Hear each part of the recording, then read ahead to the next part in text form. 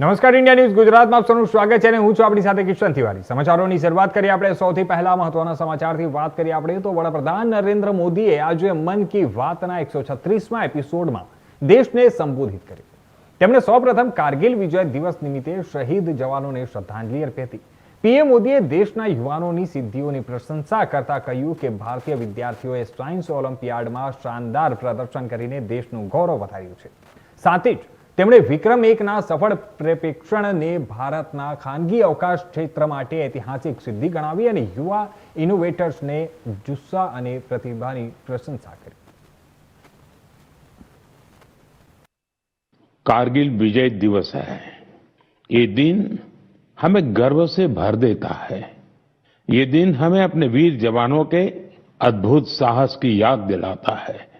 कारगिल की ऊंची ऊंची चोटियां, कठिन मौसम, दुश्मन की चुनौती, हर परिस्थिति हमारे सैनिकों के सामने थी, लेकिन उनका हौसला हर चुनौती से बड़ा था। उन्होंने मां भारती की रक्षा के लिए अपना सर्वस्व अर्पित कर दिया।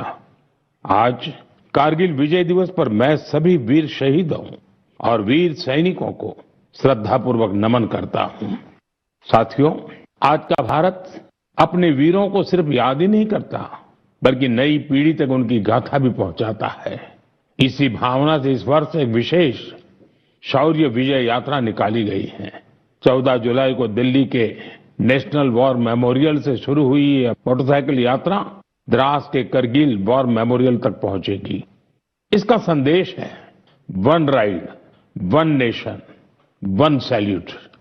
ये यात्रा हमें याद दिलाती है कि राष्ट्र के लिए दिया गया बलिदान कभी भुलाया नहीं जा सकता। साथियों, आज भारत अपने सैनिकों के साहस के साथ साथ अपनी तकनीकी क्षमता को भी लगातार मजबूत कर रहा है। कुछ दिन पहले भारतीय नौसेना में आईएनएस महेंद्रगिरी शामिल किया गया। તો હવે સમાચારમાં વાત કરીએ આપણે અરવલ્લીની તો અરવલ્લી જિલ્લાના ભિલોડા પંથકમાં મેઘરાજા મહેરબાન બનતા ઇન્દ્રાવતી નદીમાં નવા નીરની આવક થઈ છે। ઉપરવાસમાં થયેલા સારા વરસાદના કારણે નદીમાં પાણીનો પ્રવાહ નોંધપાત્ર રીતે વધ્યો છે અને ઇન્દ્રાવતી નદી બે કાંઠે વહેતી જોવા મળી રહી છે। નદીમાં નવા પાણીની આવક થતા આસપાસના વિસ્તારમાં આનંદનો માહોલ છવાયો છે। ખાસ કરીને ખેડૂતોમાં ખુશીની લાગણી પણ જોવા મળી રહી છે, કારણ કે નદીમાં પૂરતું પાણી આવવાથી ખેતી અને જળ સંચયને મોટો ફાયદો થશે તેવી આશા વ્યક્ત કરવામાં આવી રહી છે। ઇન્દ્રાવતી નદીના બે કાંઠે વહેતા પાણીના અદ્ભુત દ્રશ્યો જોવા માટે લોકો પણ ઉમટી રહ્યા છે। સતત સારા વરસાદથી સમગ્ર ભિલોડા પંથકમાં હરિયાળી છવાઈ ગઈ છે અને પ્રજાજનોમાં ખુશીનો માહોલ જોવા મળી રહ્યો છે।